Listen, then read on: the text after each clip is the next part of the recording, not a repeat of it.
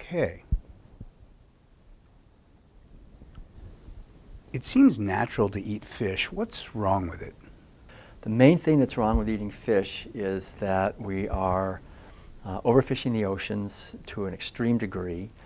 We have, since the late 1980s, actually, the fishing capacity has increased every year. We have more ships going out, catching more fish with higher technology, bringing in enormous quantities of fish. And yet, every year since the late 1980s, the actual pounds of fish that are caught has gone down. So that's because the fish are gone. We're just overfishing the oceans to the point where the fisheries in the ocean are either completely exhausted or they're on the verge of collapse, because our technology is so good at catching fish and killing them.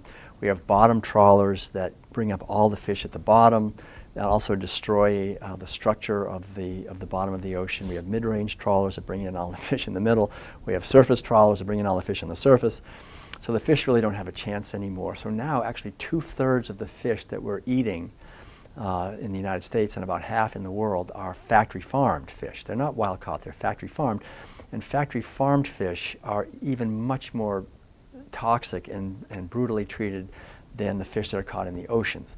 The fish that are caught in the oceans, it's very toxic, because every pollutant that we create on land ends up eventually in the water, in the oceans. So all the heavy metals and PCBs and dioxins, the nuclear radiation, all ends up in the water, and then the fish living in the water, and the marine animals in general, including not just fish but lobsters and crabs and especially the bivalves like oysters and mussels that live close to shore, they concentrate huge amounts of toxins in their flesh because they're actually breathing the water. So a lot of water is going through their systems, and they're filtering out the toxins and concentrating them in their flesh. Plus, most of the fishes that we're eating are larger fish, so they're at the end of, at the top of large food chains, so the toxins concentrate all the way up.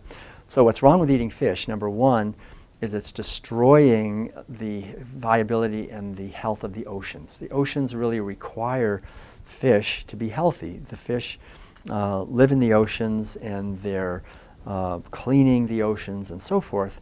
And now there's vast deserts. I mean, people who are oceanographers, people who are familiar with the ocean, say there's just, the fish are gone. They're just destroyed. We've just taken them all out of the ocean.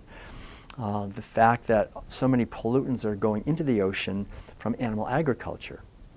So it's very unhealthy for us to eat the fish that we're eating. If it's caught in the oceans or in the lakes and rivers and streams, I mean, all the pollutants end up in the water. We have a problem of what is called nutrient-rich runoff. So basically, like for example in the United States, all of the herbicides, pesticides, and fungicides that are used end up in the Mississippi River, other rivers going into the oceans, and that's killing a lot of the life in the oceans in the Gulf of Mexico. But the chemical fertilizers that are rich in nitrogen, that's the worst thing, because that causes algae blooms. It's a nutrient, it's called nutrient-rich. All the nitrogen causes algae blooms. When the algae bloom, they suck all of the oxygen out of the water, and the fish starve they starve of oxygen. They're oxygen deprived. Also, an interesting point is that the algae then contribute to the acidification of the water. And that acidification caused by the algae blooms, caused by the chemical fertilizers, is one of the driving forces behind the destruction of coral reefs. The acidification of the water is hard on the marine animals. It's caused by these unnatural algae blooms. So this is a whole system that's harming and killing and destroying the oceans. According to oceanographers who study this, they're saying by the mid-40s, or for sure by the early 50s, 2050, at the pace we're going, there won't be virtually any fish left. We'll have to have all the fish that we're eating coming from factory farms. And these are even worse for the environment, because essentially you have to have large numbers of fish concentrated in either ponds or swimming pools, basically, where huge amounts of of herbicides, pesticides, and antibiotics are poured into the water so the fish live long enough that they don't die from being hyper-confined in the water that's filled with their feces. I've been to these places. There's nothing more toxic really than animal agriculture, factory farms. The land-based ones are bad, but the water-based ones are for fish are even worse in terms of how toxic they are and how much suffering the fish endure, being hyper-confined so they can hardly swim around. They're ripped out of the water. They suffer terribly. There's an enormous amount of violence and cruelty and suffering that the fish endure in factory farm fish operations, which again, half the fish are going through that. They live miserable, horrible lives in these environments. And the fish that are in the oceans, they're pulled out and suffer terribly because they're pulled very quickly out of the water. Their swim bladders typically burst, so they explode as they come quickly to the surface. And if they don't die from that, they're just thrown into the hull of the ships, where the ones on top crush the ones underneath. They're very often out in the ocean for several days, so they're slowly killed in a fecal soup. It's very terrible suffering for the fish, whether it's wild caught or whether it's factory farmed. Huge amounts of sewage, of feces, of chemical and biological contaminants, organic contaminants are in their flesh. And all the pesticides, besides the pesticides, all of the drugs that we're eating, that we're ingesting, for example, diabetes medications, heart disease medications, cancer medications, all those, we excrete those in our urine, in our feces. It goes back into the water, and it's been found that these are in the fish that we're eating. The very chemicals that we're ingesting ourselves, the toxic drugs, end up in the fish. So there's probably nothing more toxic that anyone can eat than fish. Although fish is also fed to dairy cows to help boost their production of cheese. So these and chickens and pigs, fish are also fed to other fish. It takes probably 5 pounds of wild-caught certain types of fish that they catch to feed to factory farm salmon, for example, or factory farm tuna. Eat huge amounts of fish. So these fish that they're eating can either be raised in factory farms, and they eat huge amounts of grain. For example, most of Mississippi, the state of Mississippi, they grow huge amounts of corn and soy, which is fed to the fish operations. So tilapia and trout and catfish are eating large amounts of grain, and the grain is genetically engineered, so all the pesticides, herbicides, and fungicides that end up flowing out into the Gulf of Mexico are fed to these fish. The fish it goes from there back into the Gulf of Mexico. So it's almost like you couldn't imagine a more toxic, a more destructive, a more violent and abusive and cruelty producing system than eating fish, either pulling them out of the oceans in these large scale or even small scale. It doesn't really matter what scale it is. The fish are still preyed upon by human beings. They're deceived with hooks and lures, or they're just netted. Either way, but they're killed in horrible ways. They suffocate. I mean, suffocating is one of the most painful ways to die. Any human being who knows what it's like to have your head held underwater and you can't breathe, and you just keep holding the person's head underwater until the pain is enormous and the panic it's the worst panic and torture you can experience. So that's what we're inflicting on all these marine animals, and we're feeding it to our children, we're eating it ourselves, their bodies are toxic, the oceans are being destroyed, and when the oceans die, we die. I mean, we're dependent on the oceans. Healthy oceans really create the oxygen that we need to be healthy. We're pulling huge amounts of plankton out of the oceans as fertilizer. That's another aspect. So we're bringing in the small fish. They're being used to feed larger fish. We're bringing in larger fish. We're bringing in the plankton. The entire food web of the ocean is being preyed upon by human beings for animal agriculture, in eating fish, lobsters. All these different marine animals many of them are going extinct. In fact, we're in the largest mass extinction of human species in 65 million years. A lot of it's because of the destruction of the primary habitat of the oceans and also the rainforests. These primary habitats are the repositories for genetic information, for wisdom of life on Earth. Animal agriculture is destroying that, and fish eating has got to be right at the very top of the most destructive foods we can eat, the most toxic foods we can eat, and there's no reason. There are no nutrients in fish that we can't get from plants. The omega-3s, for example, that we are told we need to eat fish to get omega-3s, that's just not true, because the fish, if it's in a fish, the fish got it from eating plants, from eating algae. So we can get omega-3s directly from walnuts, from soy, from flax seeds, chia seeds, hemp seeds. There's many sources of omega-3s, vegetables. And so we really have to question eating marine products, eating fish in general. It's a terrible idea, even wild-caught so-called salmon. And the other thing that's important to remember is that there's virtually no oversight at all on what you're actually eating in terms of government oversight. So reports by Consumer Reports and other investigative journalists have shown that very high percentages of the fish that we buy in the stores is not what it says. It says we're eating snapper. It could be we're eating something totally salmon. It could be it could be catfish, or you don't know. There are many dyes that are used to, like for example, there's a dye called canthaxanthin, which is used in factory farm salmon. Their flesh is gray because they're raised in these toxic environments. So they use canthaxanthin to make the flesh look pink, like salmon flesh is supposed to look, that salmon color. And this is well known, canthaxanthin, to cause retinal detachment. And this is to cause, not retinal, to cause, what is it? I think the one that people are always having now, when the eye. Cataracts, no. It's not cataracts, it's not retinal, it's the other one. My mother-in-law had a terrible case of it. I want to think of it. It's oh gosh, I can't think of it. Anyway, I'll just see. It's well known to cause severe eye damage.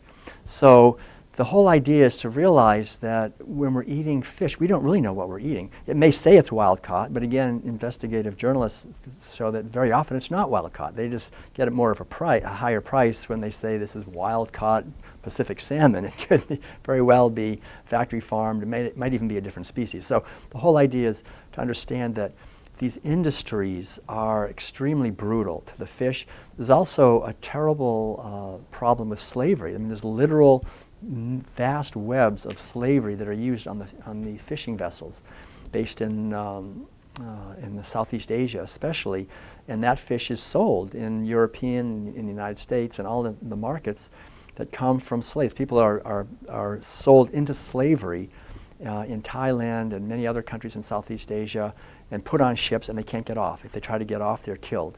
So there's de facto slavery and terrible human rights abuses that are part of the fishing industry. There's so many aspects of the fishing industry that are devastating to our health on every level. I've had friends that have worked on ships in Alaska fishing for crabs and so forth, and they've told me the brutal conditions and the violence and the killing and the disrespect, really, of the animals that are killed, how they're just thrown and brutally treated. So it's a terrible idea, actually, to be eating fish for any reasons, from the health point of view, from the environmental point of view, from the animal liberation and welfare point of view. There are half as many African lions as there were 25 years ago. The iconic species has disappeared from 94% of its historic range. How does eating animal products contribute to the extinction of lions, tigers, rhinos, elephants, and other majestic species? I just actually spent some time in Africa giving lectures promoting veganism, and it's very clear to see that animal agriculture is directly causing the extinction of many of the species of animals in Africa. Basically, now what we see happening in Africa is there's lots of Burger King, Kentucky Fried Chicken, McDonald's are moving into Africa, so people are eating more meat in Africa than they ever did. The traditional diet of people in Africa was basically plant-based. The indigenous people ate primarily a plant-based diet. And so because of that, giraffes and zebras and lions and so forth were able to flourish and live in their habitats. But now that farmers are growing huge areas of genetically engineered corn and soy and alfalfa to feed to imprisoned cows and pigs and chickens, we have this very unfortunate situation where now the farmers hate the elephants, they hate the zebras, they hate the lions. They're now going out and killing elephants. They're killing lions. They're trying to kill them because it's like in the United States, we have the whole USDA has a Department of Wildlife Services that kills wolves and coyotes and bobcats and mountain lions and prairie dogs and all these animals that are considered pests. Well, now these animals are all considered pests. Elephants and zebras and hippopotamuses and rhinoceroses and lions are all considered pests. Their habitats being destroyed because jungles are being cut down to grow grain to feed these imprisoned animals, and they're also considered pests, so they're being killed off. And really, within our lifetime, these animals will go extinct if we don't quickly change and stop eating animal foods and stop encouraging people in Africa and everywhere, because a lot of the food that's grown in Africa is actually exported to Europe. You know, every day there's a 747 jet full of meat that goes up from Ethiopia and these other countries up to Europe, and all that represents a direct assault on the African ecosystems, driven by the desire for people in more industrialized nations to eat animal foods, to eat meat and dairy products and eggs. So this is a direct result of animal agriculture, the extinction of these animals. According to data from more than 20,000 weather stations and Arctic research stations, 2019 was the second hottest year ever recorded, beaten only by 2016. How does eating animal products contribute to the planet warming? Well, one of the main problems is that we're cutting down so many trees, and trees naturally create a healthy ecosystem, a healthy climatic system, a healthy temperature. They naturally cool, and we're cutting down an acre per second of rainforest. Now it's just increased up to about 4 or 5 acres per second. We're cutting and burning the Amazon and many other regions in Southeast Asia and Africa of forests, also in the Americas, everywhere, to grow soybeans and corn and other feed grains for animal production. So the cutting down of rainforests and forests in general is probably the #1 driving cause of global climate instability and just the destruction of habitat. The destruction of a healthy earth is because of animal agriculture and cutting down forests, which create rain. I mean, forests create rain, and so we're having huge droughts, we're having fires that are driven by animal agriculture indirectly because of the cutting down of trees and all of the pesticide, herbicides, and fungicide residues, which are causing pollution and causing the ocean to be more acidic, so there's less oxygen being created by the oceans. The rainforests are also the lungs of the earth, creating oxygen. And so it's really basically it's primarily animal agriculture that's pushing out huge amounts of methane, which is about 50 to 70 times more powerful of a greenhouse gas than carbon dioxide, as well as nitrous oxide, which is about 300 times more powerful. So when we're eating beef or lamb or dairy products, especially, but even chicken and all these foods, these are extremely powerful contributors to the destruction of climate stability. It's pretty well understood at this point.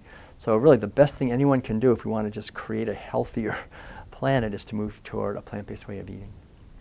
What's wrong with eating dairy products like milk, cheese, yogurt, and kefir from an animal cruelty perspective? I mean, they don't kill the animal to get its milk. You have to kill the animals to get milk. And people don't realize this. They're always killed. Basically, what happens on any dairy, organic or not, a female is impregnated against her will, and after 9 months she gives birth to a baby. She thinks that baby is her baby, but no, it's not her baby. I own you, I own your baby, I'm going to steal your baby and kill your baby, and then I'm going to impregnate you again on the rape rack. So these animals are giving milk while they're pregnant. No mammal is designed for that. That's extremely abusive. So they're pregnant and lactating simultaneously, which breaks down the health of these cows very quickly. So even though they would normally live to be about 25 years old naturally in the wild, by the time they're 5 years old, on any dairy, organic or not, they are killed. So by that point, they will have given birth to 4 calves. All of these calves will be killed, either usually immediately. Sometimes they'll be killed after a few months for veal. Sometimes they'll occasionally be allowed to live about 1.5 years for beef. And one of the 4, will be allowed to live to be a slave on the dairy to replace her mother, who will be killed. A standard procedure on dairies when, for the 5th one, to impregnate her a 5th time, and then right before she gives birth, when she's about 8 months pregnant, then she'll be sent to the slaughterhouse. And then at the slaughterhouse, they'll kill her, and then they'll open up her womb, and there'll be a calf inside who's alive, and then they will, before they kill the calf inside, they will put a long needle into the spine of the calf and pull out liquids, and also into the heart and pull out liquids. And these are bovine fetal serum, which is used in vaccines and other pharmaceutical drugs. And then they also take out the renin in the unborn calves for use in making cheese. So it's a very brutal abortion where you kill the mother and then extract some certain profit-making substances from the calves, and then you kill the calves after they are taken out of the body. So the dairy industry is probably the most cruelty. There's more cruelty probably, I would say, in cheese, for example, than in any kind of flesh, because these animals are hyper-confined, their babies are stolen, they're brutally treated. I mean, if you just, I would just suggest, if anyone questions me about this, there are online videos, quite a few of them. Even when undercover investigators go to any animal operation, they always find gratuitous, hideous violence towards the animals, especially dairies, even small family-owned small dairies. They're undercover footage because these cows are powerful. They're 2,000 pounds. So the workers who are there working with these cows, the cows move in ways they don't like, and after a while unfortunately, they get more and more violent. And so, for example, you just Google Conklin, C-O-N-K-L-I-N, Conklin Dairy video. This is a small family dairy in Ohio where some investigators, just workers, had undercover cameras, and you see the dairy cows being stabbed over and over again with pitchforks, where the little calves who are taken from their mothers are just punched and beaten repeatedly, thrown, killed, stomped on, kicked. The cows are kicked brutally. They're continually abused because when nobody's present. The thing is, with animal agriculture, the animals don't do what they are supposed to do, and the workers get more and more sadistic, unfortunately. That always happens. There's never been a case where undercover people went in and did not find terrible cruelty on any animal agriculture operation, whether it's a big factory farm or what's even worse are the small ones. The small backyard operations are worse because the workers get more sadistic typically. So we should never think that by eating something that's organic or small scale that there's less cruelty. In fact, there's usually more cruelty. For example, organic dairy.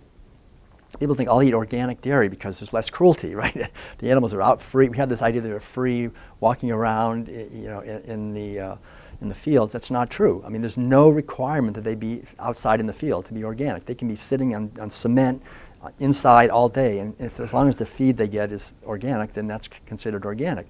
But they're not allowed to use any antibiotics or medicines for these cows. So cows are always getting, for example, mastitis. Mastitis is rampant in organic and non-organic operations because the animals are confined. And so mastitis is the inflammation of the udder.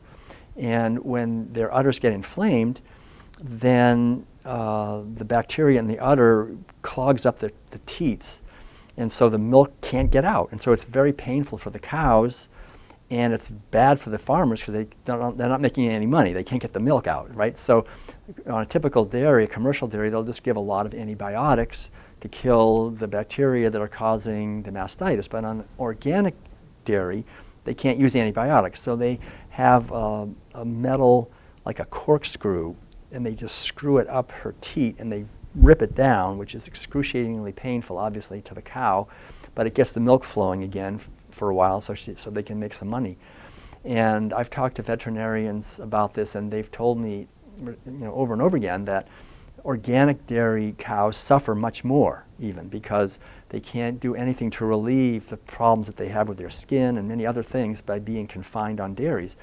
They suffer much more. So we should never think that there's any way to have dairy products without suffering, without killing them. There was even, for example, the Hare Krishnas. They want to have dairy that's with no cruelty. So they started a dairy in West Virginia, and it was called the Ahimsa Dairy. Ahimsa means nonviolent. So they said, we're going to have a dairy where we just love the cows, and the milk there's no violence in the milk. So they did. They tried that. And so they had a bunch of cows. And the problem is, of course, you have to impregnate the cow. She's not going to give any milk unless you impregnate her. And then after she gives birth to the baby, then you have to steal the milk because the calf wants the milk. But you say, no, you go. And so they feed the calf soy milk, actually, typically. And then they get the milk, and so they can sell the milk. So they were selling the milk to other Hare Krishna devotees as Ahimsa milk for a certain price, whatever, $3 or $4 a gallon. But as the years went by, there were more and more cows because half the cows that are born are males, and you can't milk males, but they didn't want to kill them. So they just let them, but what they tried to do was castrate them and use them as oxen. So they did that for a few, but pretty soon they didn't need any more oxen, so they just had to feed them. And then after a while they had more females that were too old to give milk. And then they had females that were not old enough yet to give milk. And so at a certain point they had maybe, say for example, like 120 cows, and out of 120 cows they only had 30 that were actually giving milk. The rest were males, or they were too old, or they were too young. And so the price of the milk went from $3 to $5 to $7 to $10 to $15 to $20 to $30 to $50 a gallon because they had to feed all these cows, and they needed more land. I mean, dairy is impossible. You cannot have dairy products without killing huge amounts of cows. You have to kill 90% of the babies, at least 75% of the babies have to be killed, and or 80% of the babies have to be killed. And so it's completely unworkable. You have to kill. There's no such thing as dairy without killing. A UN report says species extinction rates are accelerating, and goes on to say nature is declining globally at rates unprecedented in human history, with grave impacts on people around the world likely. How does eating animal products contribute to species extinction? The basic problem with animal agriculture is that it is extremely inefficient. It takes enormous quantities of grain to feed these animals. These cows and pigs and chickens, they are eating machines. They eat and eat and eat. And so according to the National Academy of Sciences, for example, the ratio is 12 to 1. In other words, on the amount of land you could feed 12 people eating a plant-based diet, you can only feed one person eating a standard Western diet. So it takes all this land, and with water it's even more, probably 20 to 30 to 1. And in terms of fresh water resources, in terms of petroleum, it's about 12 to 1. In terms of pollution, it's about 12 to 1. So that's the problem. It takes so much land, and so all this land, so we're cutting down forests, we're destroying habitat. We're destroying rainforest habitat, ocean habitat, river habitat, riparian habitat. It's all being destroyed. Aquifers are being sucked dry. The earth is being destroyed in order to grow huge amounts of grain, and this grain is mostly genetically engineered, with needing huge amounts of glyphosate and other toxic chemicals, which also destroy the environment. So wildlife is being completely destroyed. That's it. I mean, pesticides, herbicides, and fungicides are used that are killing birds, killing fish, killing insects. The animals are being wiped out, their habitats being destroyed. And beyond that, it's the mentality of animal agriculture. That's the key thing that I want to really emphasize with the World Peace Diet, is that animal agriculture in the outer world is destroying the earth and causing mass extinction. But the key to understand is it's the mentality. Animal agriculture injects into all of us who are raised in this society this mentality of being the superior species. So we can destroy animals and not care about it. We can destroy ecosystems and not care. We're taught basically that human beings are so superior to animals that whatever we do to them is okay, because a herding culture based on domination and exploitation and oppression of other living beings allows us and rationalizes the complete destruction of ecosystems and animals, because none of that matters, only we matter. What we're learning is that if we destroy the web of life, we're destroying ourselves. And so as we cause the extinction of species, we're causing our own extinction. Whatever we sow, we reap. So the whole idea is to question that mentality and to begin to nurture a mentality of kindness and respect for nature and for animals and for each other. In 1860, the average age of the onset of puberty in girls was 16.6 years. In 1920, it was 14.6. In 1950, 13.1. 1980, 12.5, and in 2010, it had dropped to 10.5 years old. Similar sets of figures have been reported for boys, albeit with a delay of around a year. How does eating animal products contribute to the earlier age of the onset of puberty? The primary way is eating estrogen, and that's primarily found in dairy products. So as I talk about in the World Peace Diet, in just one generation actually, Japan lost World War II, and in the 1950s, the United States forced Japan to open up its doors to allow the American dairies to come in and just start growing, start importing dairy products and start creating a dairy industry in Japan. So all the Japanese people had never eaten dairy. They just never had eaten dairy.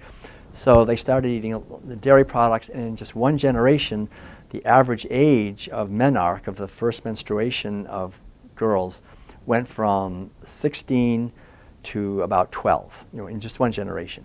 So it's because of the huge estrogen load in dairy products, and estrogen, cow estrogen and human estrogen are molecularly identical.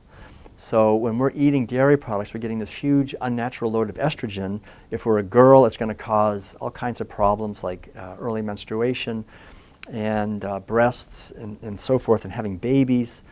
The potential to have babies when it should never happen, and causes later breast cancer. There's a secondary cause of all of this, which is it's understood that a lot of the chemicals that we're eating in the GMO foods, they create very small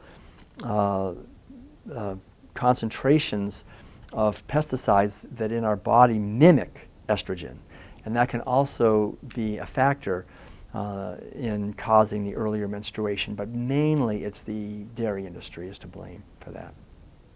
How does eating animal products contribute to the growth of antibiotic-resistant bacteria?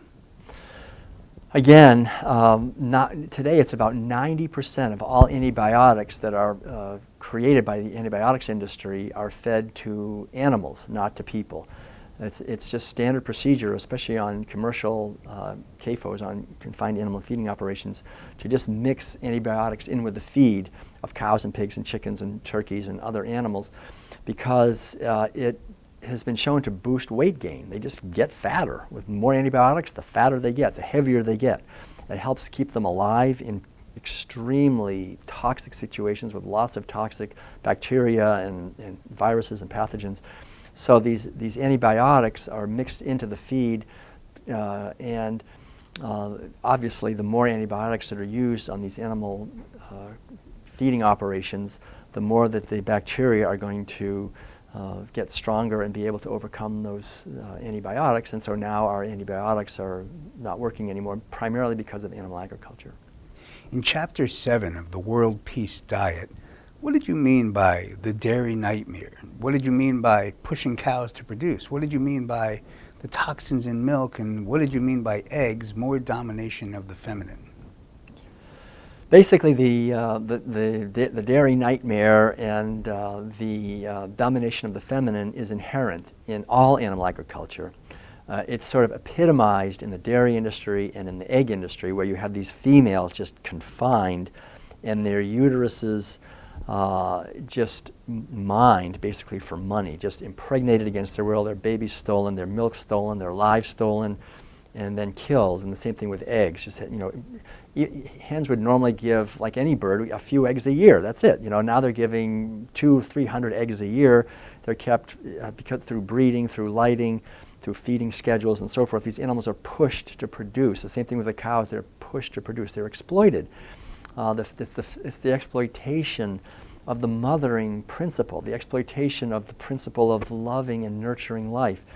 And so this is the nightmare. We inflict on these animals a horrific nightmare of unimaginable suffering. It's really impossible for us as human beings to imagine the horror of being born into, for example, the life of a typical egg-laying hen, where you're hyper-confined you have your beak chopped off. Chopping off of the beak of a hen, it's like that's their entire connection with the world. It's full of nerves. It causes such severe pain when it happens as a little chick that a lot of the little chicks just die right on the spot from the shock. If they don't die right on the spot, then they have chronic pain from the nerves that are exposed, so that they won't peck each other's eyes out, because they're confined, usually 8 hens in a cage the size of a newspaper, and so they can't escape each other. They can never spread their wings. They're confined. Even if they're in a large shed, so-called free range, they still are inside their entire lives. They're hyper-confined inside these large sheds. In any event, their eggs are stolen, their lives are stolen. They're living in extremely stressful, toxic lives. Very often they're force molted, which means that they're starved, basically, to shock their system to get into another cycle of laying. And then they're ground up alive. All the males, of course, that are born are usually either suffocated immediately upon being born, or they're ground up alive in wood chipping machines and then fed back to the females. So the system of egg production, of dairy production, is explicitly the violence against the female of the most horrific kind imaginable. And we're not only causing that violence, we're eating that, we're feeding it to our children. All of the toxins that we're eating, we're inflicting on these animals. We're not only the pesticide, herbicide, and fungicide residues, the natural toxins in the meat, and then all what I refer to as metaphysical toxins, the terror and fear and pain of these animals. We're eating all that too. So again, the good news is that there are no nutrients we need in these foods to be healthy. There's eggs are the most concentrated glob of cholesterol on the planet. There's nothing we need to eat to be healthy in eggs or dairy, and enormous suffering, enormous toxicity concentrates in these foods. As global temperatures rise and the human population expands, more of the planet is vulnerable to desertification, the permanent degradation of land that was once arable. While land degradation has occurred throughout history, the pace has accelerated, reaching 30 to 35 times the historical rate, according to the United Nations. More than 75% of the Earth's land area is already degraded, according to the European Commission's World Atlas of Desertification, and more than 90% could become degraded by 2050. How does eating animal products contribute to desertification? Animal agriculture is the cause of desertification. It's the direct cause. We're cutting down forests in order to grow grains to feed these animals. We're also grazing these animals. I mean, we live in Northern California, and we can see everywhere we go, essentially, that these operations, like the large dairy operations in the Central Valley of California, are sucking the aquifers dry. These aquifers took literally millions of years to charge with rain. And in just the space of 10 or 20 years, we're taking millions of years or hundreds of thousands of years of water and just irrigating, just spraying it, and it's causing large areas of land to just collapse. There's many places where even rivers and where bridges and roads just get destroyed. As we take the water out from underneath the earth, we're causing the rivers don't even reach the Colorado River doesn't even reach the ocean anymore. I mean, it's just gone into irrigation canals, again, for animal agriculture, these huge feedlots in Southern California and Arizona that require enormous quantities of water to grow alfalfa to feed to dairy cows. It takes 1,000 gallons of water to make 1 gallon of milk. I mean, this is it's such a waste of water, and causing the utter destruction, really, of riparian systems, of rivers, of aquifers. Oceans are being polluted, the cutting down of trees, the grazing of animals. For example, when we see an area in Arizona, we live in an RV also for 17 years, so we travel all over North America continually. And everywhere we go, when there's animal agriculture, it's ugly, it's destruction. Vast monocropped fields that are killing everything, terrible wastelands. Most of the West, which is arid, they let cows out there. These lands are not designed for cows, and all the saguaro cactuses are destroyed. Most of the cactus, most of the very fragile landscape and the riparian, the rivers, the streams are destroyed by cattle. And so it's well understood. There's a book called The Waste of the West, big thick book that goes into this in depth, but basically the destruction of arid zones by grazing and the destruction of forests by growing grain. Those are the two keys. The eating meat is responsible for the desertification, even historically. I mean, scientists who look back at the Sahara Desert or what's happened in Greece, it was the people grazing animals, 8,000 years ago that caused the desertification back then. I mean, it's basically animal agriculture that's destroying ecosystems, and it always has been. In a paper published by a respected U.S. think tank, the World Watch Institute, 2 World Bank environmental advisors claim that instead of 18% of global emissions being caused by meat, the true figure is 51%. How does eating animal products contribute to 51% of global greenhouse gas emissions? Right. Well, that's a study, Robert Goodland and Jeff Anhang, working with the World Bank and so forth, they estimate 51%. And I think that's much more accurate, and a lot of people who really study this in depth think that 51% is probably too low. Actually, it's even more, because they basically include what I talked about earlier, the destruction of rainforests and the devastating effect that this is having on our climate and on everything, on soil, on habitat for animals, on the viability of our Earth in the future. So I think the problem is that these figures are resisted because most people are eating meat and dairy, and they would rather not think about that. And the media also, I understand this because my father owned a whole chain of newspapers, and I learned that if you own media, you don't want to give any news out to the public that will make the advertisers uncomfortable. Because if we do that, then they won't advertise with us anymore. They'll advertise with somebody else who's not doing that. And so the newspapers, the radio, the television, the media that we're consuming is basically the official story from the point of view of corporations and financial institutions, which are getting wealthy on animal agriculture. The big petroleum industries make huge amounts of money with all the fossil fuels and pesticides and herbicides and fungicides that are needed, as well as the big chemical companies, the pharmaceutical companies, the weapons manufacturers, all the wars and conflicts because of a shortage of food. So there's very little incentive for people to understand that animal agriculture is the driving force behind the environmental problems that we're having, because no industry really wants people to be aware of this. The industry wants people to eat the foods that are causing their sickness, which is profitable. In Chapter 6 of the World Peace Diet, what did you mean by toxic waste, toxic flesh? What did you mean by hurting fish, and what did you mean by floating death ship?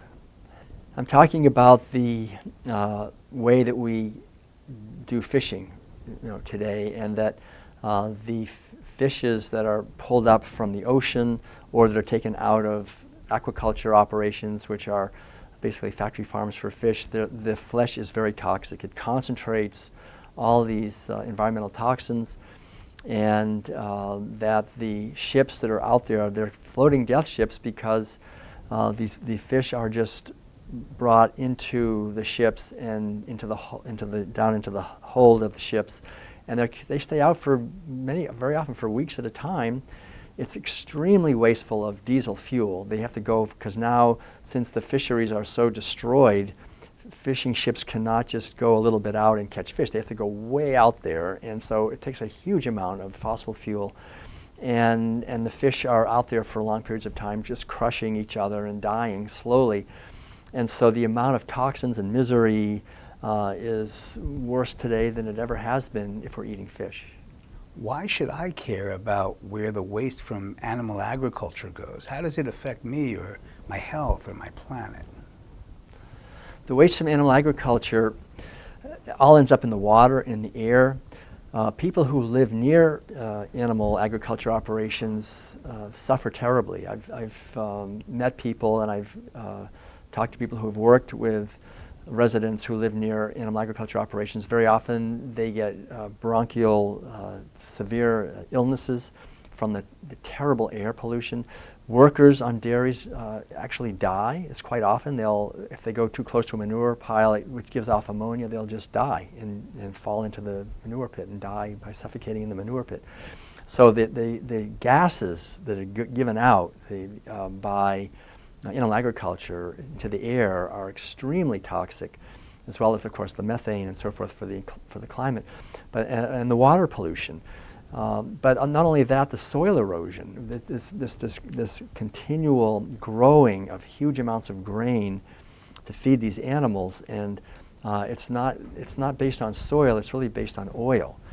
We just keep putting more chemical fertilizers on the land, which is causing more algae blooms and more destruction of the oceans. So all of this is harming us. It's destroying our environment, and people who are sick because of eating animal foods and have heart disease, liver disease, kidney disease, diabetes, all these diseases, we're taking in drugs for that. That ends up in the environment. But most people also don't realize, actually, that there's over 10,000 different drugs and hormones and chemicals and antibiotics that have been approved to be used on the animals. So the animals who are in animal agriculture are being flooded with drugs that are toxic. That's in the flesh of these animals. It goes into the water, and it goes into our food, and it goes into us, and it recycles back into us again. It goes to our children, who are very sensitive to this. So it's extremely important that we understand that it's only by eating whole, organic, plant-based foods that we can create a harmonious food system that's not poisoning us and future generations. Humanity has wiped out 60% of mammals, birds, fish, and reptiles since 1970, leading the world's foremost experts to warn that the annihilation of wildlife is now an emergency that threatens civilization. How does eating animal products contribute to the annihilation of wildlife? The annihilation of wildlife is driven by animal agriculture because animal agriculture requires an ever-expanding amount of land to grow all the food that these animals need to eat and to graze them. And so because of that, we're in a situation today where there are very few wild animals left. Basically, scientists understand that if you just go back 10,000 years before animal agriculture started, we had human beings were 1% of the biomass on Earth, and wild free-living animals were 99% of the biomass, right? So we talk about biomass being the weight of the body. So human beings were 1%, wild animals were 99%. Today, only 10,000 years later, which is just a blink of an eye in geological time, wild free-living animals are now only 2% of the biomass on planet Earth compared to human beings and the animals that we own as property. Cows, pigs, chickens are now 98% of the biomass. So basically we have completely stolen the earth from the free-living animals and pushed them to the margins. And it's true, they're on the path to extinction within a few decades if this continues the way it's going. If climate change is left unchecked, rising temperatures, extreme weather, and land degradation could trigger a global food crisis, according to a report released by a United Nations panel. How does eating animal products contribute to climate change and rising temperatures? Again, the basic problem with animal agriculture is that we're cutting down forests and we're converting land through cattle especially, and the other ruminants especially, and all animals, huge amounts of methane and nitrous oxide. And there are feedback loops that are building. In the Arctic there's more methane, there's less albedo effect and so forth. So all of this is driven primarily by animal agriculture, and the greatest gift we can give to a healthy future is to move to a plant-based way of eating. The largest ever Gulf dead zone reveals stark impacts of industrial agriculture. A new survey of the dead zone in the Gulf of Mexico sounds alarm and points to extreme overuse of toxic chemicals from farms and CAFOs. How does eating animal products contribute to dead zones in oceans and lakes? The animals that we're eating are fed huge amounts of grain, and to grow the grain we use chemical fertilizers, which are rich in nitrogen. That causes what's called nutrient-rich runoff or eutrophication. And eutrophication causes all the nitrogen in the water in the Mississippi River, for example. When it reaches the Gulf of Mexico, it causes these large algae blooms in the Gulf of Mexico, and the algae just suck the oxygen out of the water, so all the local marine populations die. They just can't live there. They leave. They either leave or they die. And then we have on top of that the herbicide, fungicide, and pesticide residues coming in and poisoning the water. And the thing to remember is we talk about this dead zone in the Gulf of Mexico. It's huge. It's the size of New Jersey. But it's only one of probably 70 major dead zones around the world. There's huge dead zones basically at the mouth of all the major rivers in the world. They all have dead zones because of animal agriculture where nothing can live, and these dead zones are growing, and we're killing the ocean through animal agriculture. When sea levels rise as rapidly as they have been, even a small increase can have devastating effects on coastal habitats farther inland. It can cause destructive erosion, wetland flooding, aquifer and agricultural soil contamination with salt, and lost habitat for fish, birds, and plants. How does eating animal products contribute to the rise of sea levels? Animal agriculture contributes to the rise of sea levels because of contributing essentially to the melting of the glacial ice caps and so forth, especially in the Arctic. And so it's really, again, essential for us to understand these interconnections, that when we're eating animal foods, we're cutting down forests, we're reducing the capacity of the earth to have a healthy climate, healthy ecosystems, and driving temperatures higher through the cutting down of forests and the raising of cattle, which creates so much methane and nitrous oxide. Scientists have published more than 230 peer-reviewed studies looking at weather events around the world, from Hurricane Katrina to Russia's 2010 heat wave. The result is mounting evidence that human activity is raising the risk of some types of extreme weather, especially those linked to heat. How does eating animal products contribute to extreme weather events? Eating animal products contributes to the extreme weather impacts because of the underlying dynamic that we're attacking viciously, actually, the ground of a healthy ecosystem on planet Earth. The plankton in the oceans are being ripped out, the fish are being taken, the forests are being cut down, the capacity of organisms to create oxygen is being lost, the temperatures are being pushed higher because of the cutting down of the forests, and this, of course, is going to cause sea levels to rise with other ramifications. 3 systematic reviews of over 40 publications examining the relationship between sources of funding and research outcomes found that studies with industry funding were more likely to report results that favored the company's products than studies with independent sources of funding. How does this contribute to the amount of animal products that are consumed in the United States? The animal product industry, the dairy industry and the egg industry and the beef industry and so forth, fund studies that are designed to minimize the awareness that people have of the impact of these foods. And this is well understood. I mean, when I get my Ph.D. at Berkeley, I took courses in qualitative and quantitative research methodologies, and so I understand this very well. You can design a study to prove almost anything you want to prove. It's not that difficult. And so they understand this. And so it's pretty easy to hire scientists who are going to get paid in order to create a study that will make it look like eating dairy products will make you lose weight, or eating eggs will be healthy, or eating beef will reduce your chances of heart disease, when exactly the opposite is true.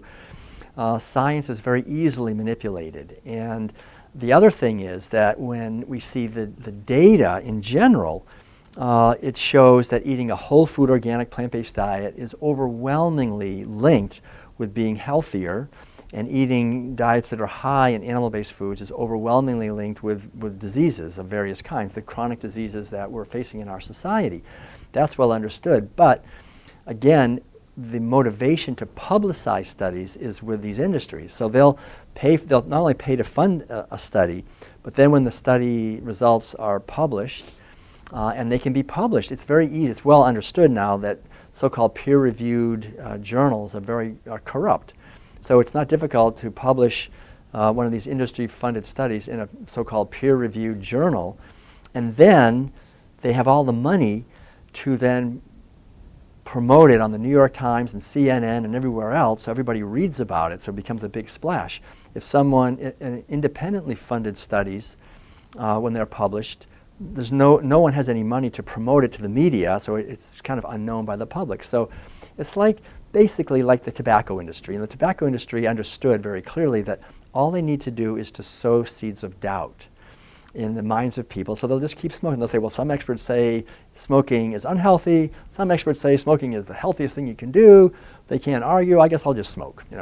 They're doing the same thing. It's the same exact. They even have the same PR companies that used to work for tobacco are now working for the meat, dairy, and egg industries, and the pharmaceutical industry also is very much in favor of people eating animal foods, because that's where they get their profits, is from sick people. And the best way to have a large, reliable flood of sick people is to have people who are eating animal-based foods, which concentrate toxins, and so you get lots of cancer, lots of heart disease, lots of diabetes. That's where the real money is. So the meat, dairy, egg, and pharmaceutical complex is very happy to fund studies and publicize studies that sow seeds of doubt in people's minds so that they'll continue eating the foods that are also pretty addictive. I mean, dairy products especially are very addictive. The dairy products, when you eat a dairy product, the casein in dairy products metabolizes into something called casomorphines, which are physically addictive, because the morphine in milk is supposed to let the little calf sleep while the mother has some time to herself. But for us, the morphine in the milk, or there are morphine substances in milk, are physically addictive. So they have a substance like tobacco that's physically addictive, and they can sow the seeds of doubt in people's minds with these fake studies. And I just have to say, for example, there's never been one study ever that shows that dairy products are healthy for your bones, right? If you ask the average person, why do they eat dairy products? They say, well, I want to have healthy teeth and healthy bones. There have been many studies, many studies that have shown that eating dairy products will damage your bones, will damage your teeth, will increase the risk of osteoporosis.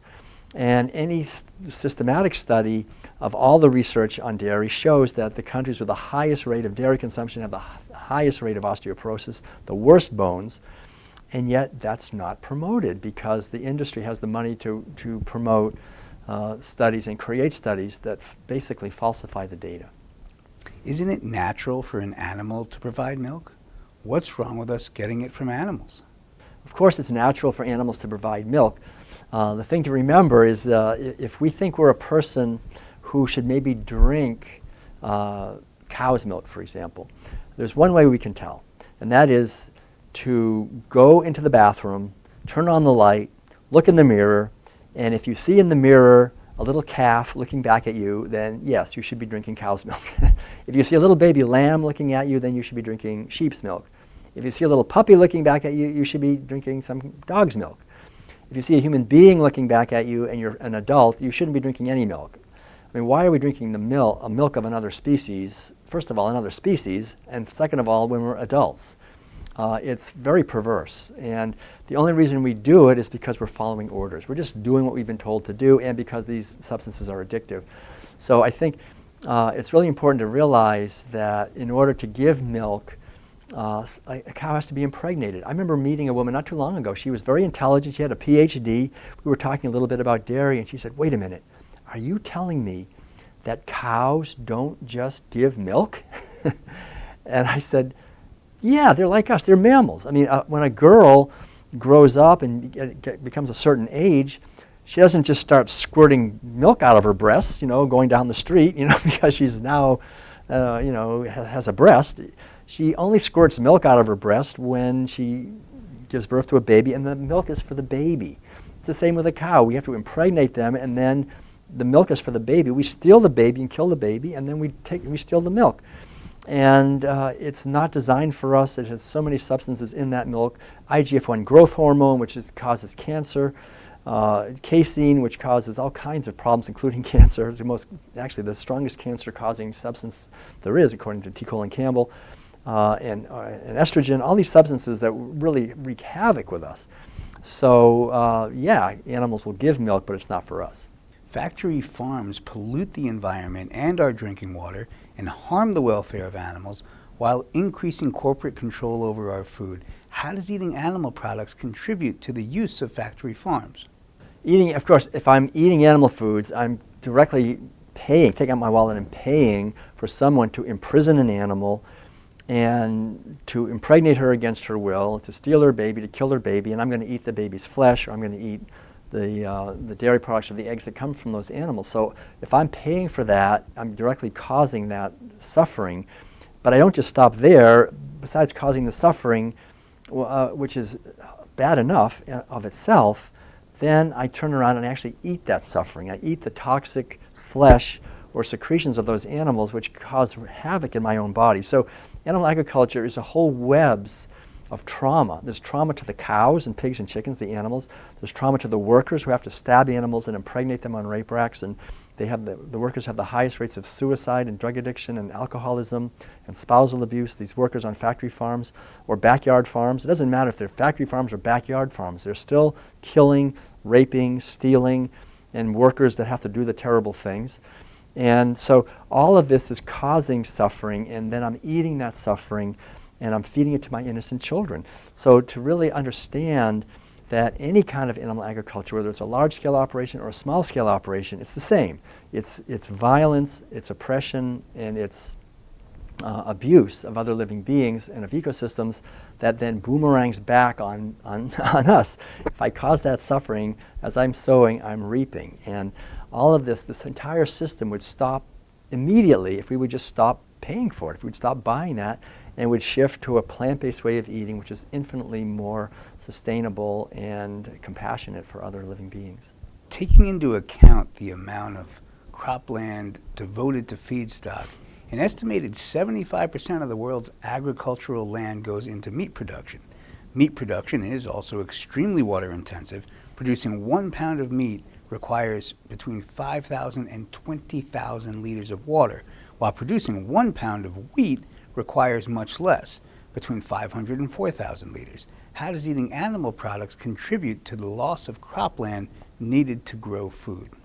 Again, animal agriculture is just almost absurdly inefficient. It's almost like if you took our most celebrated scientists and said, listen, fellas, create a system that maximizes environmental destruction, maximizes disease, maximizes horror and misery, and guarantees that we'll have no future for our children and for our planet. You couldn't come up with a better system than the current system of animal agriculture, because it's based on wasting resources on an absolute massive scale and causing conflict, because some people are eating meat and dairy products and eggs, so we're taking most of the water, most of the grain, most of the land, while other people don't have enough to feed their children. So this kind of injustice that animal agriculture causes, it's not just violence towards the workers and the animals, but towards hungry people who could be eating the grains that we're feeding to our animals to get dairy products and eggs. And the amount of grain and the amount of water that it takes, it's absolutely true. It takes, as I said, 1,000 gallons of water to make a gallon of milk. It takes a good 5,000 gallons of water to make a pound of beef. And this is completely unsustainable. The Earth's soil is depleting at more than 13% the rate at which it can be replaced, which is scary because approximately 75% of the world's crop varieties have been lost over the last 100 years as a result. This time frame corresponds roughly to the beginning of monoculture farming, which is dated back to 1901. How does eating animal products contribute to monoculture farming? Animal agriculture is based on a model of domination and exploitation of animals in nature. And one of the things I think that's really interesting to understand is that if you go back to the beginnings of agriculture 10,000 years ago, there were two kinds of agriculture. One is plant agriculture, the other is animal agriculture. And plant agriculture in the beginning was mainly women's work. It's working in harmony with nature. You plant a seed and you get 1,000 seeds. You're working with the abundance of nature and with the natural cycles of the moon, and you're working to replenish and build the soil, to build healthy soil. And animal agriculture from the very beginning was men's work. The animals were resisting. They did not want to be confined. They were trying to escape. They didn't want to have their babies stolen. They didn't want to be killed. So they were always fighting. So with plant agriculture, we're naturally cultivating the sense of caring and nurturing and connecting with the cycles of nature and thinking in terms of how we can plan and plant and so forth. So it's really increasing our intelligence and our connectedness with the land.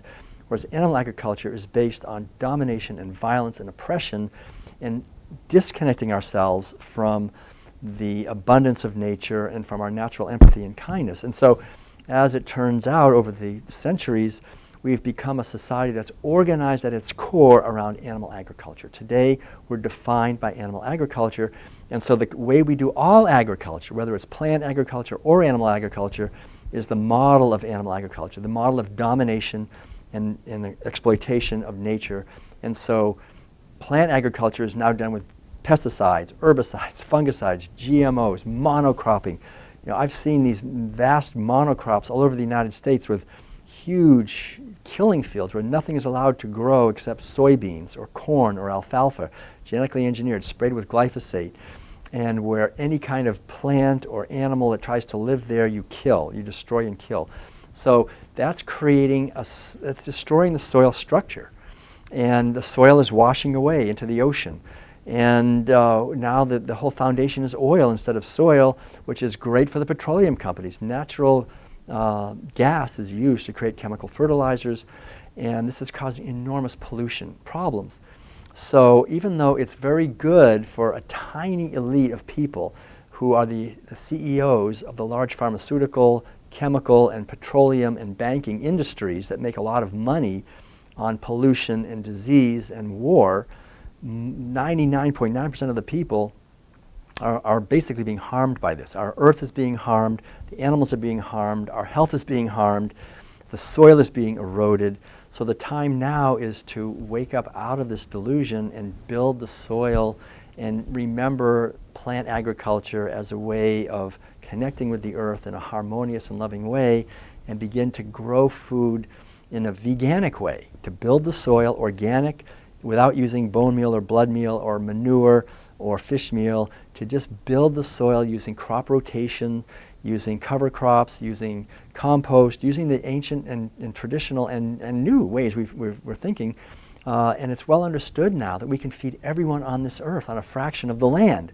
It's such good news. We don't need to be enslaving the land. We can actually allow the rivers to heal, the oceans to heal, the rainforest to come back, habitat to come back. We can feed everyone on a fraction of the land and have wildlife thriving.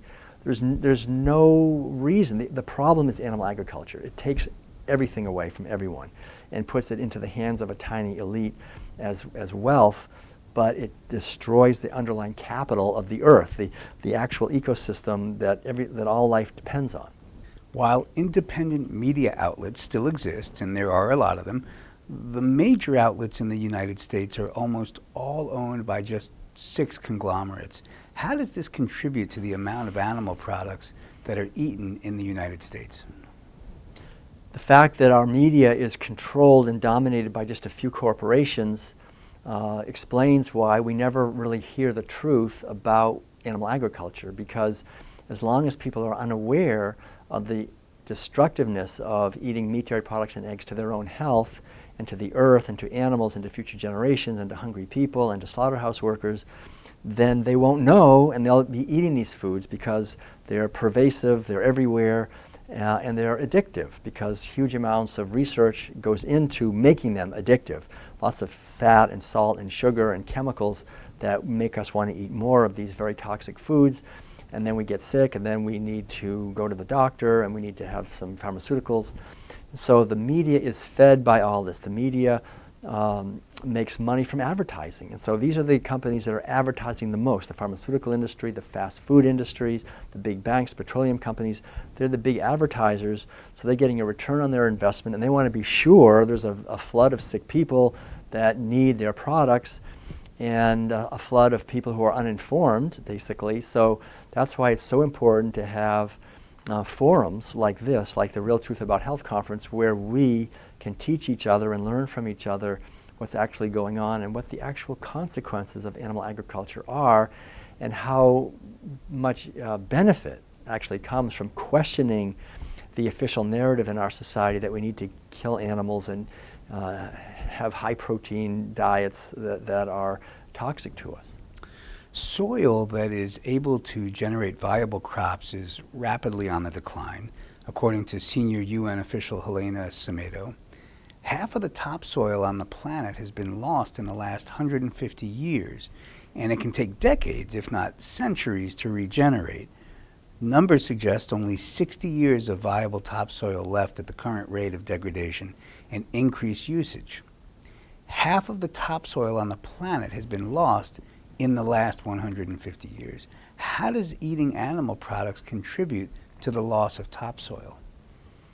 Eating animal products contributes to the loss of topsoil because these animals eat huge quantities of grain. Cows are not designed to eat grain, for example. Most of these animals are not designed to eat grain. Pigs, chickens, they're really designed to eat grass or seeds.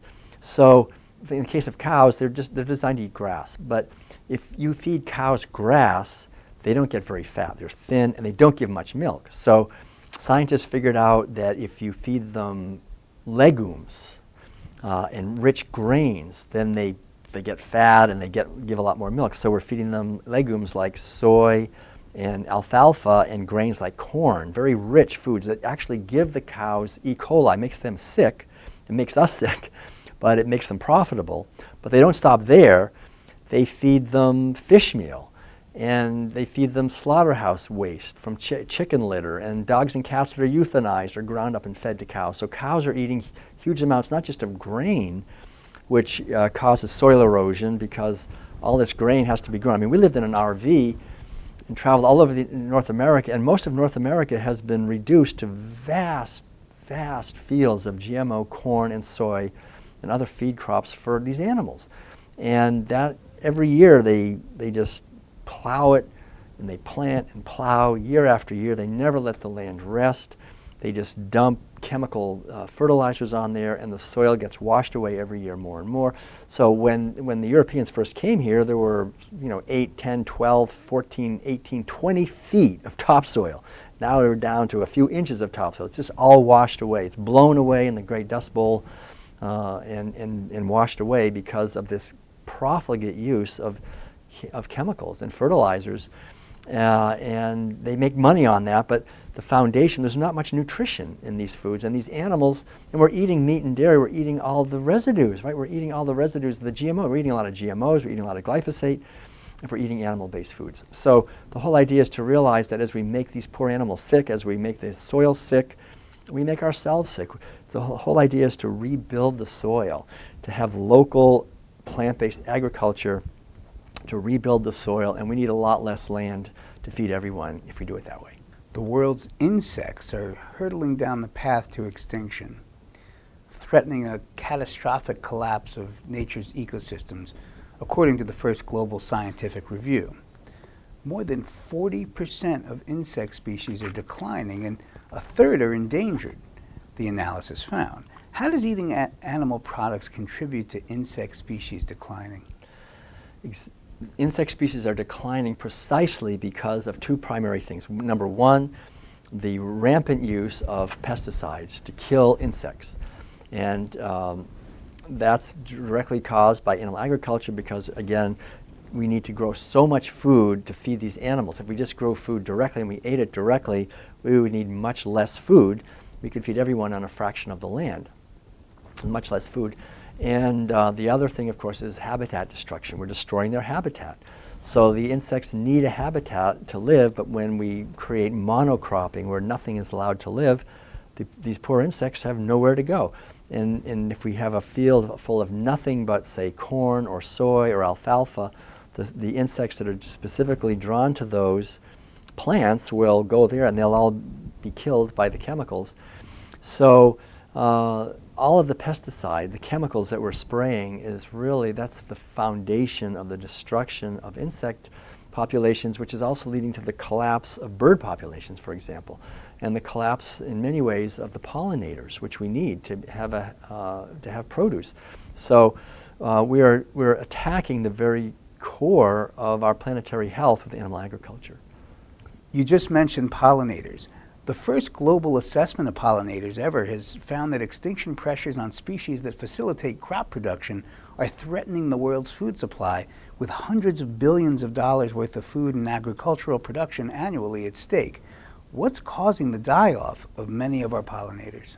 Again, the driving force behind the die-off of pollinators is the use of neonicotinoid pesticides and other pesticides which are used basically in animal agriculture. The foundation of animal agriculture is growing massive quantities of food that are fed to animals rather than fed to people. So these animals are demanding, and our demand for the animals is also driving the extinction of these insects, and also the mentality. I think it's really important to remember the mentality of this whole system.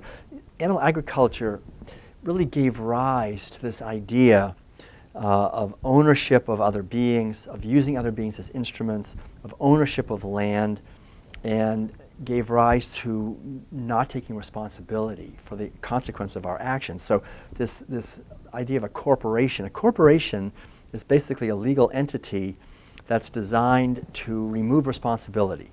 I can be the board, I can be the president of a corporation, and I cannot be sued. The corporation can be sued, but that's not me. So we have this creation of corporations. That is a manifestation of animal agriculture, because animal agriculture is the absconding of responsibility. It's saying I'm going to dominate and exploit and abuse other beings and not be held liable for that. And so we have eventually the creation of corporations, eventually the corporations becoming so powerful, they're eternal. They're actually legal individuals that just like human beings, but they don't die. And they get more and more power as the decades go on, to the point where they actually control governmental policy. And we see the corruption of governmental policy by corporations, so that the Environmental Protection Agency and other agencies, the USDA and so forth, that should really help protect species, help protect people, are now dominated by corporations. And so there's really no legal framework to protect the insects, for example, or to protect consumers from the violence of animal agriculture and of the corporations behind them and the financial institutions behind the corporations.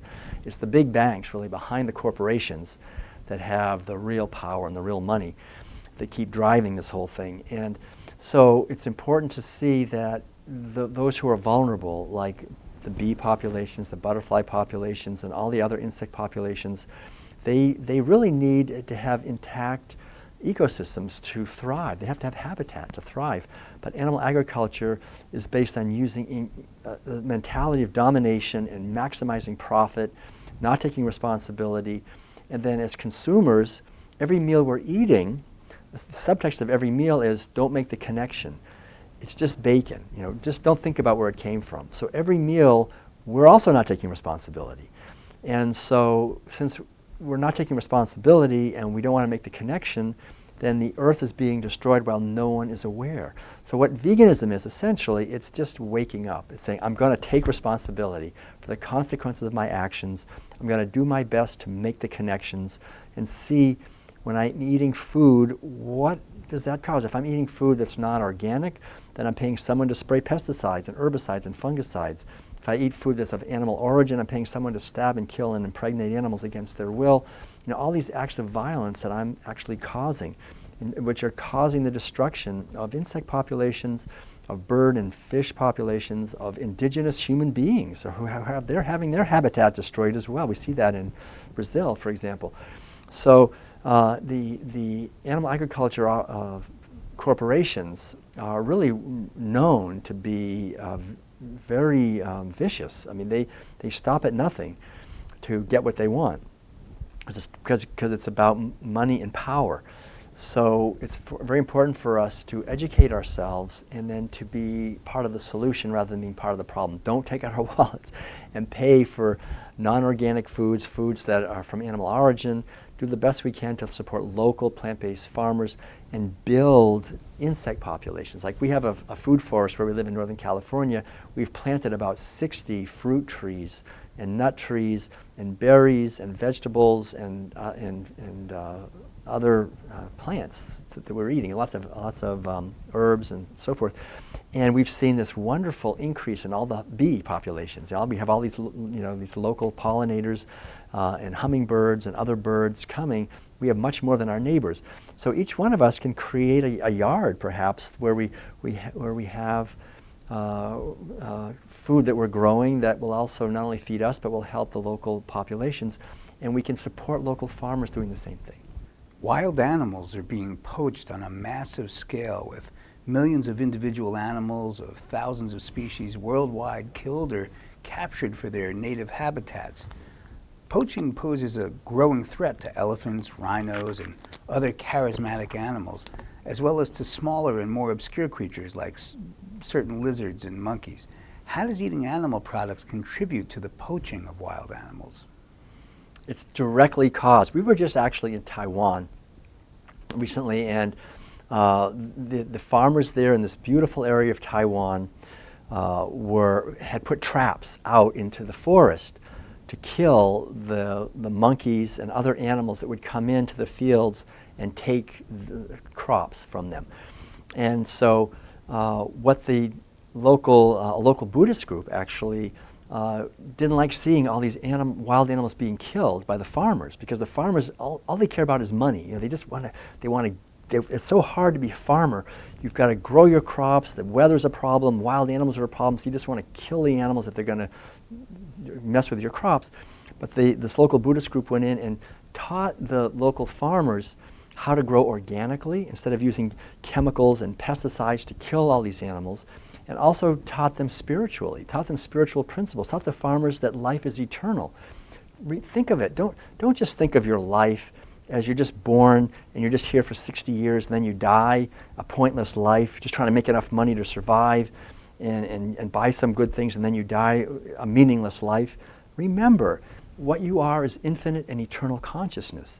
What you are is a field of awareness that was never born and will never die. You're expressing through a physical body, but you are an expression of life. And other animals are also an expression of life. And this whole earth is an expression of beautiful, creative life. And they helped these farmers to see that. They gave classes on spiritual principles. So the farmers started to think, wow, all these monkeys, they're out there, and they started to feel for the monkeys, and they started to feel for the other animals. And so when we went to this village, which was just recently, all the dogs, they have these kind of like free-living dogs running around, all the dogs had only 3 legs, because they had gone out in the forest and they'd gotten their paw caught in one of the traps for the monkeys, and they'd lost their leg.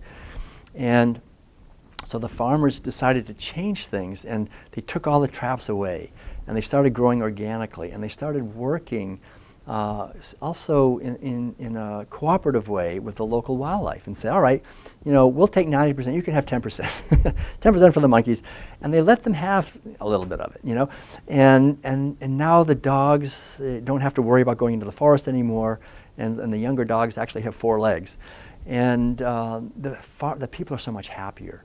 Before, they were alcoholic, they were unhappy, there was a lot of spousal abuse because they were violent towards the monkeys, they were violent towards everything, they couldn't make enough money. Now they have a foundation of spirituality, they feel that they're here to feed people, to be in harmony with nature, to make a living that is productive. And I think this is an important point. We have to realize that farming and growing food is a sacred activity in harmony with nature, and we need to teach that to the farmers also. We have to learn that as farmers, how we can live our life in harmony with nature, with all the insects and so forth, and not see our life as being at war with nature and at war with these other living beings, that we're part of a beautiful unfolding of life here on planet Earth. In Chapter 5 of the World Peace Diet, what did you mean by the meat medical complex? What I mean by the meat medical complex is the complex that feeds toxic foods essentially to the people, which then require the people to buy a lot of drugs and surgeries and other procedures.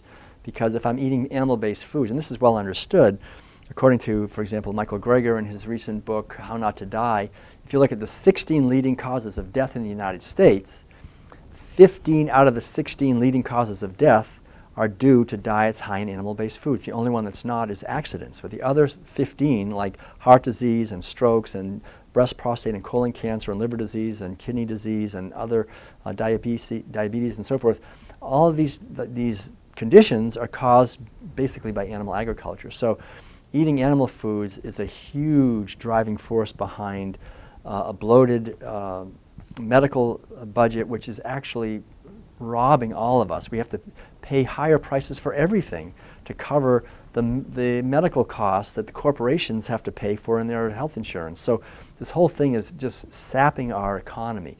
The most important thing we can do for a healthy economy is to create a healthy environment and to create a healthy physical bodies and people so that we have energy and we're not sick and we don't need a lot of drugs and procedures.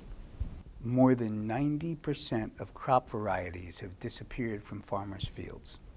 How does eating animal products contribute to this?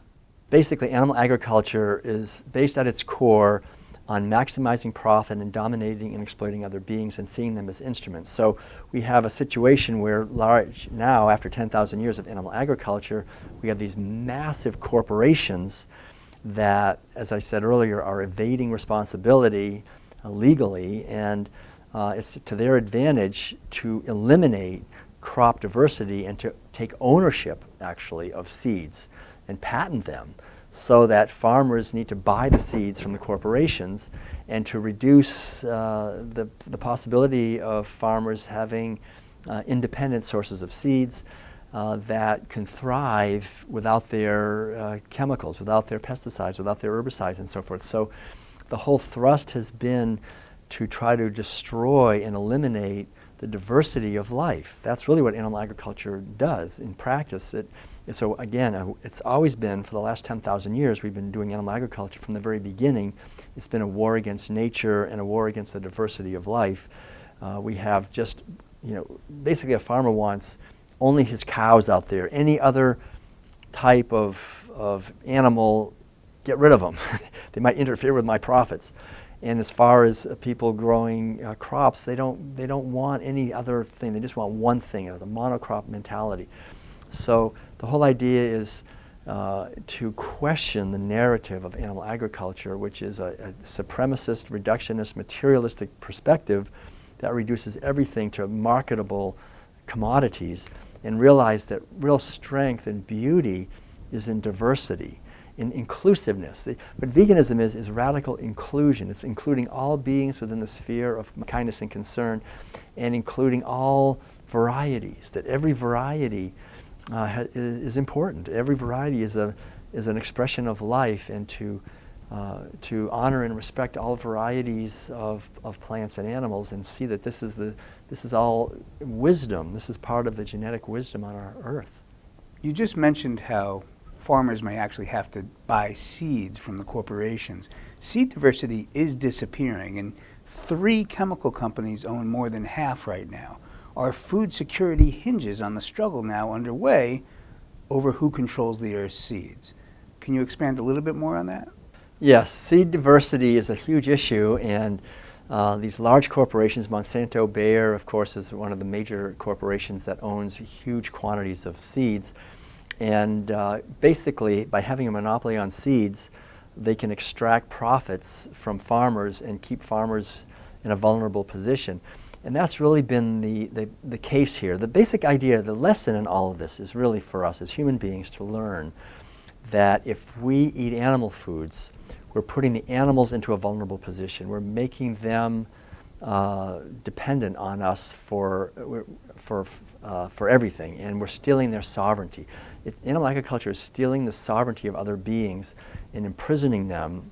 And so when we sow the seeds of stealing the sovereignty of other beings, we reap that ourselves. And so what we find now as human beings who are eating animal foods, if I'm eating animal foods, I'm being exploited. I'm exploiting others, but I'm going to be exploited. If I steal the sovereignty of others, I'm going to find my own sovereignty stolen. And so the seed companies are based on stealing the sovereignty of farmers. They can't make money on farmers that are sovereign, the farmers that can just save some of their crops for seed for the next year. They don't need the seed companies. They make their own, plants make their own seeds. That's a basic thing. You know, an apple has seeds, and you can plant the seeds and you have an apple tree, and you don't need the seed companies.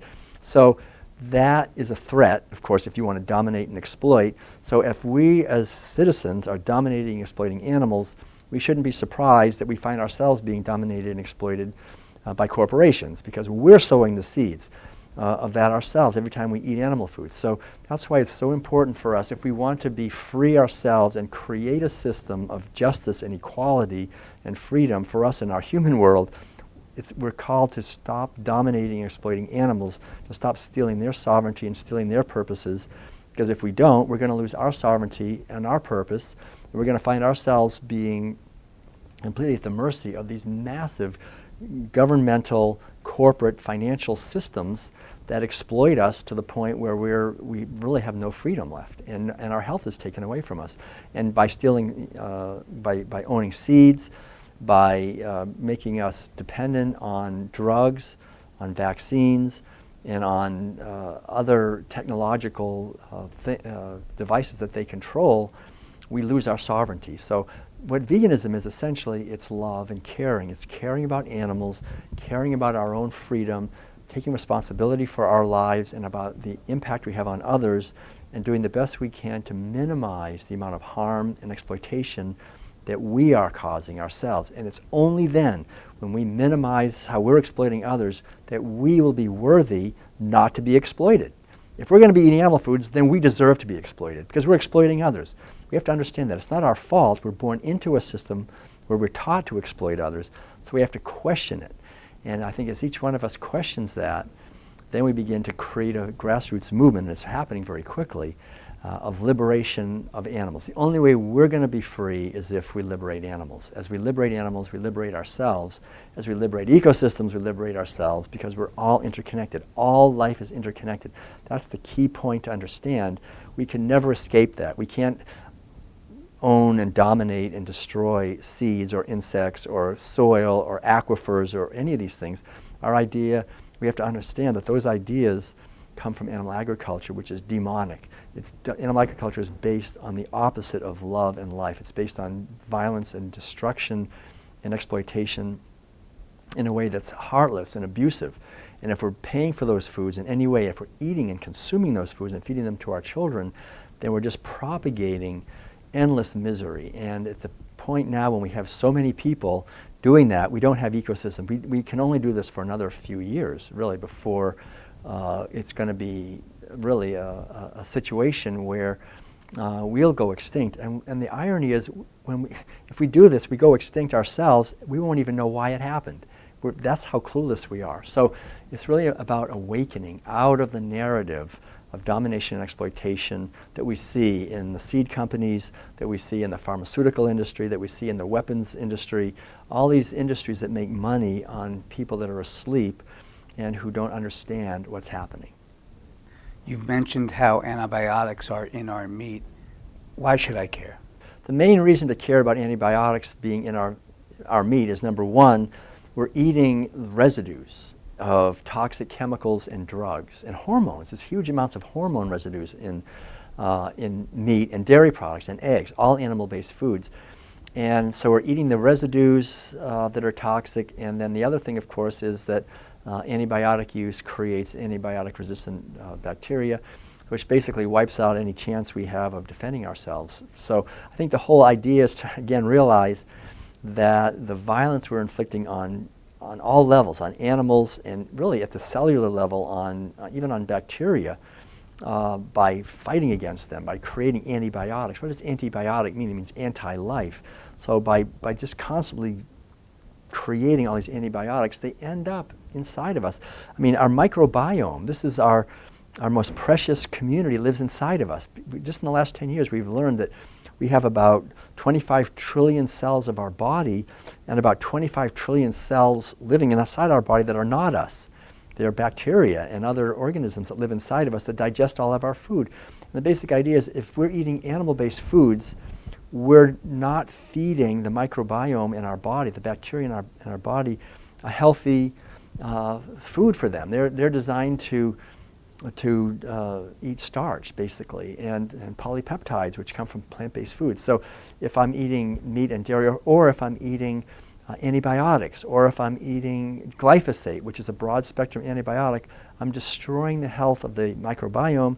And the microbiome now is understood not only to be important for our digestive health, but there's also a direct connection between our microbiome and our brain through the vagus nerve. It determines our mood. So that the moods that people have of depression and anxiety and frustration are actually due directly to the antibiotics and other pesticides in meat and dairy that they're eating, causing the community inside them that's unhappy and miserable and frustrated. And so we need to just love this inner community that we have inside of us and feed this not only love and caring, but also healthy organic plant-based foods so that we'll have a positive experience of life.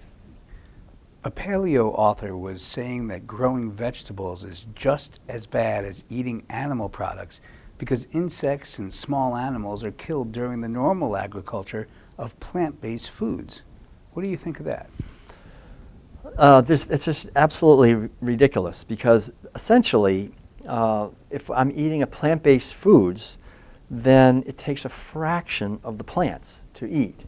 As soon as I'm eating meat or dairy or eggs, there's massive fields of corn and soy and alfalfa and other grains that are grown to feed the cows and pigs and chickens that need to eat all these foods in order to grow so that I can eat them. So if we want to minimize the amount of violence to little mice and voles and other animals, then the best thing we can do is to eat a plant-based diet.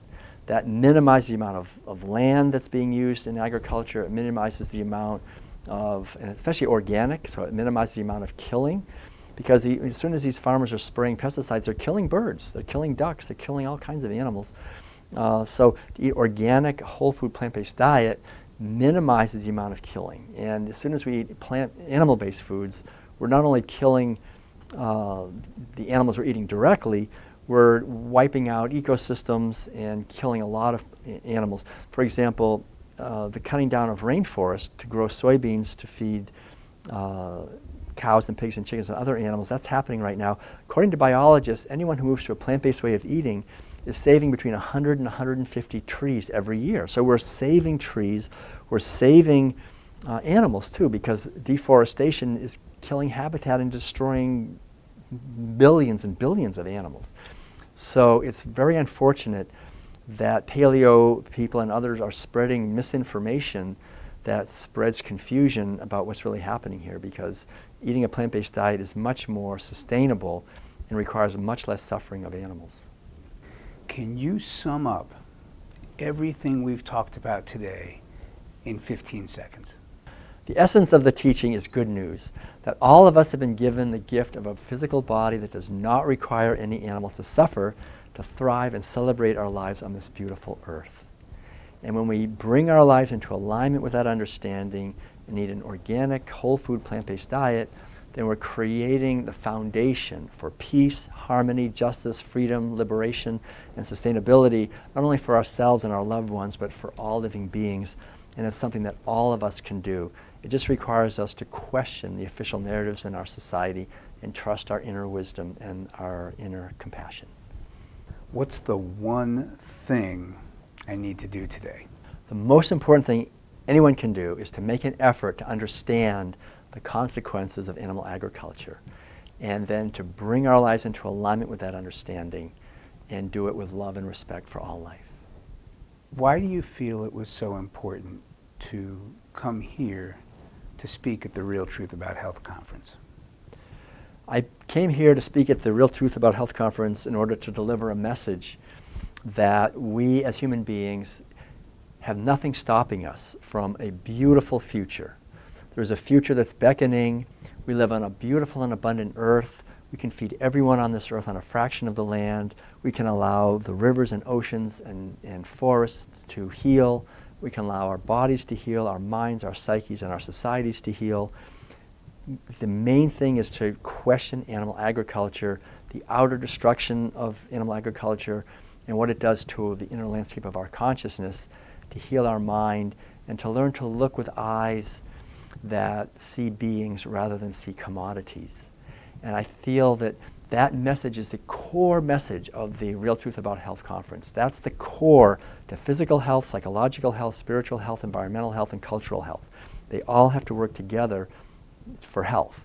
And the real truth about health is that all aspects of health are interconnected, and they're rooted in compassion for all life, for the sacred web of life, and that means especially the animals who are mindlessly abused. So the key reason I came here was to raise awareness so that we can become more mindful and conscious about our food choices. If people want to learn more about your work, where should they go? The best place to go to learn more about the work that I'm doing would be to go to our website, worldpeacediet.com. That's probably the easiest way.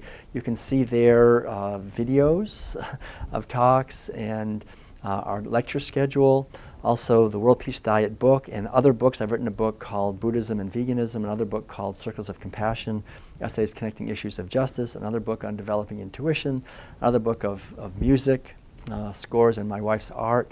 And we have a training there. If people want to go deeper into these ideas, there's a World Peace Diet Facilitator training. A lot of people take the training and then go on to become vegan coaches and teachers and create beautiful things in the world to help promote vegan living. So the whole idea is that we can work together. I'm happy to work with anyone. You can email me through the website as well. I'm here to just work and cooperate with anyone who wants to help raise awareness about making a better world through compassion for all life. The only thing I'd like to add is to encourage all of us to remember that what we are is an infinite and eternal field of awareness, functioning through a physical body. We're just here on this earth for a few decades, and that every morning we can wake up and give thanks, that we can learn more and we can become part of the solution here. We can contribute to the healing of our planet. We can contribute to the awakening of society, and that's a reason to be very happy and to look at everyone we meet as a brother or sister on the journey of awakening, that we're all in this together.